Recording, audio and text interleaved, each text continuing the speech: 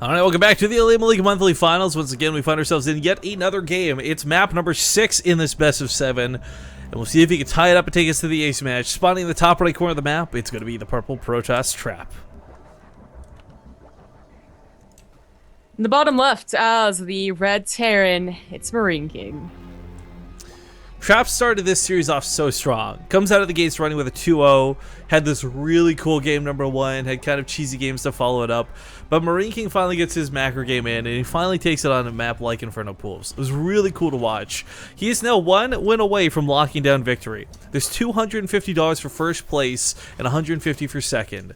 It might not be the biggest prize pool you guys have ever heard of, but consider that they've only had to play about 3 best of series to get here. That's a lot of money for very little work. Yeah. I wish we had that option casting sometimes. What? If there was like a caster contest or something, or like, dude, I would compete in that all the time. Cast like 3 best of 3s, maybe win $50. Oh yeah, yeah. Someone find a way to make that a thing, please. Maybe when we get that many viewers, each ad gives us like $50. Oh god, so I'd love for someone to do the math. That you would need like 30,000 viewers for like one ad to generate like $50. Really? That's it? Maybe more. Well, that's without ad block, I'm assuming. Oh, that's true too. Damn ad blockers. Yeah. Well, okay. Well, either way, yeah, it's kind of unlikely. We have a 1 Rax expand. Just a Rax. No gas. Actually, someone could probably do the math. I think average CPM across any platform, YouTube or otherwise, is $3 per 1,000 views. So, how many times is 3 going to 50 times 1,000, I guess? Or I don't know, whatever. Anyways, I'm not doing math. Are you kidding me? I'm casting StarCraft 2. If there's one thing I've learned throughout years of watching StarCraft, much less actually casting it, is that you never do math. Yeah. 8 plus 2 equals, I don't know, I don't do math. A mothership core. Yes. Exactly.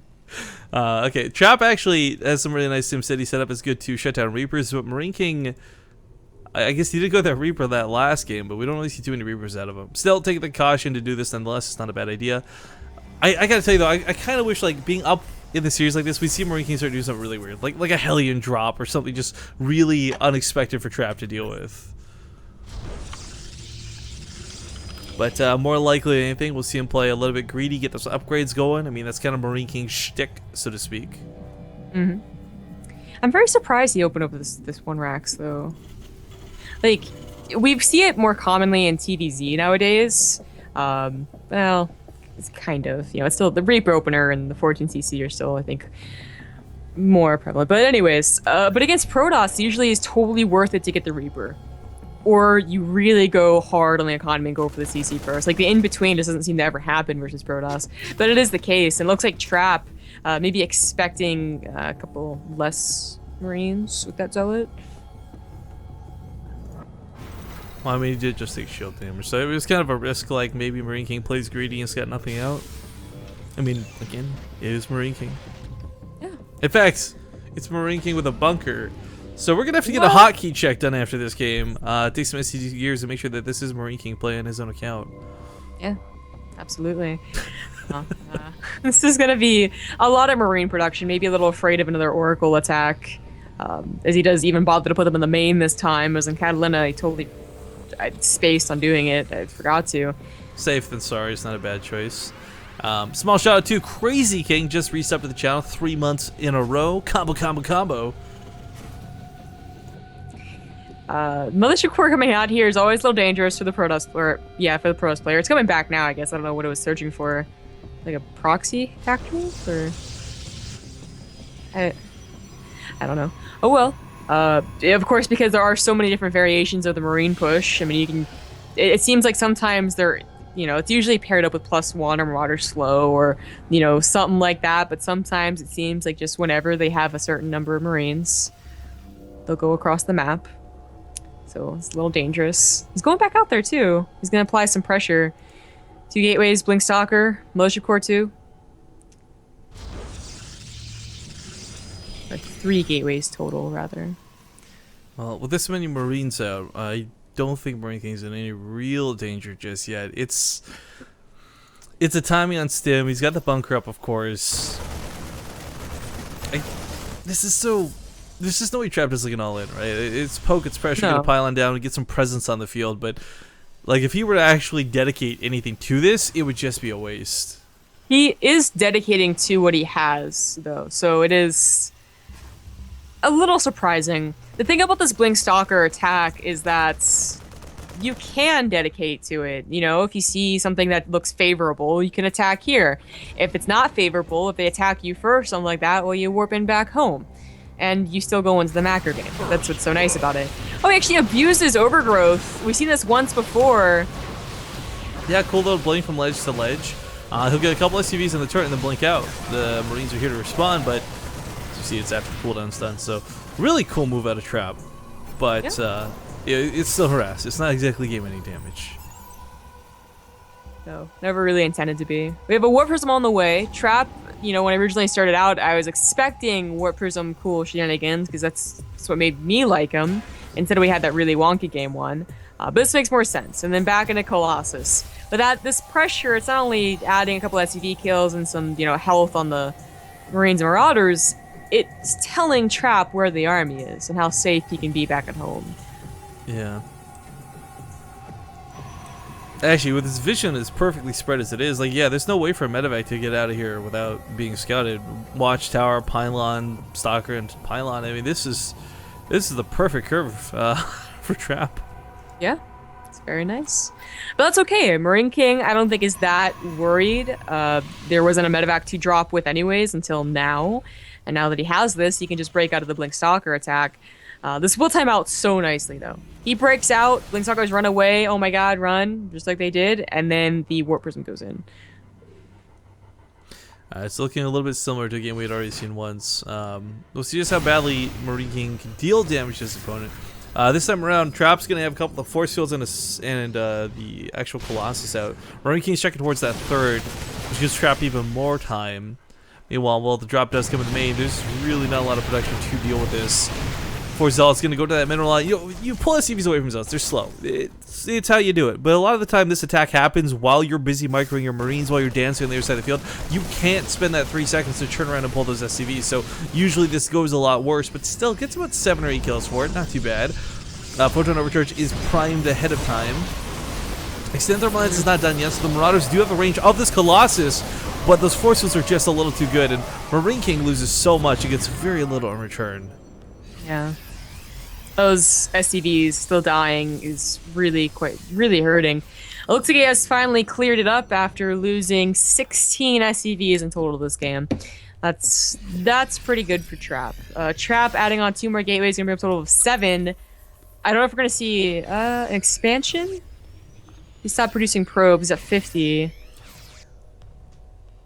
It wouldn't be exactly the 2-base Colossus Land as we know it, because it seems like it will have charge if he waits for it. But we have seen players like Stardust go for the 2-base and include charge, and it was pretty cool. The Vikings are on top of it right away this time, not wasting any moments. Still doesn't catch it. It'd be such a relief to know the Warp Prism dies. Yeah, it's like watching the Oracle die. You know there's still potential for damage if it's alive, but if it's gone, you take a deep breath and enjoy yourself. You pop that champagne bottle, you're like, yes, I don't even care if I lose the game. Warp Prism's gone. So it's not going to be a fast third, or I guess a regular timed third, really, Any for third. Trap. But I think it is going to be a third eventually. He's going up to Storm. He's still getting upgrades. He did stop probe production. Like when he went 18, I thought he would definitely go for that third, but Oh, go ahead. I was just gonna say, typically the way Protoss handle thirds is they continue to probe produce things, transfer over those. So it's weird to see him not have. Okay, there we go. Now he might actually go for third. I was gonna say it's weird to not see probe production continued.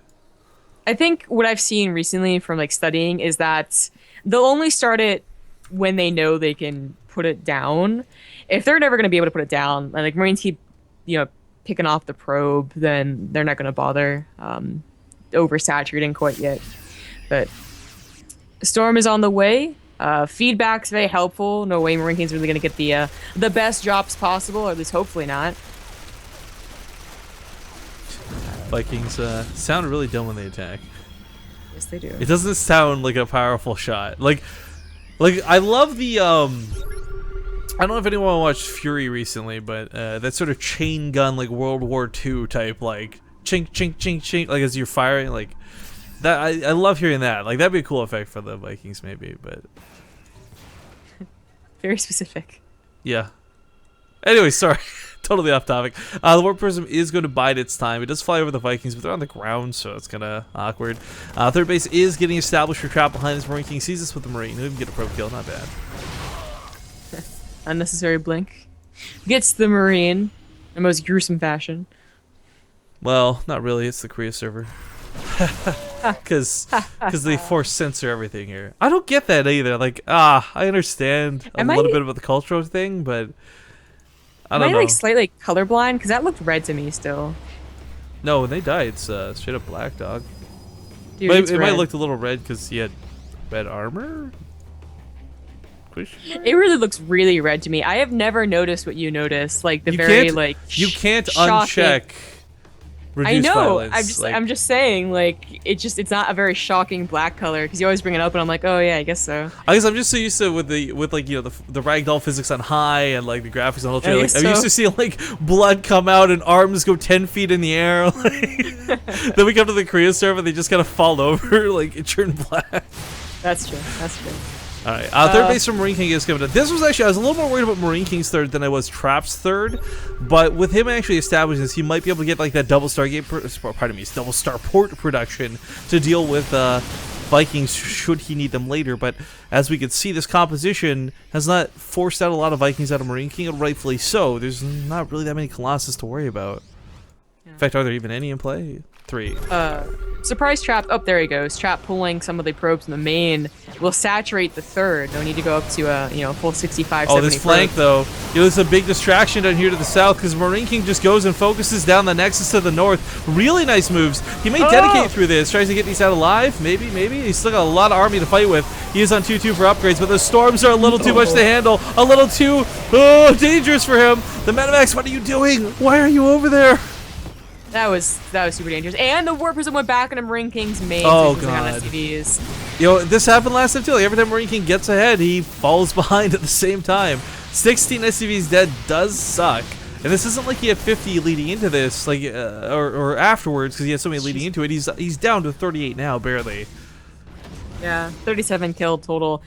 Trap is up by 40 supply. 20 of that is in SCVs, so the army supply should have been a better composition. Would be able to hold on, but he doesn't have ghosts. He barely has any Vikings. He doesn't have the opportunity to get a concave or a backstab.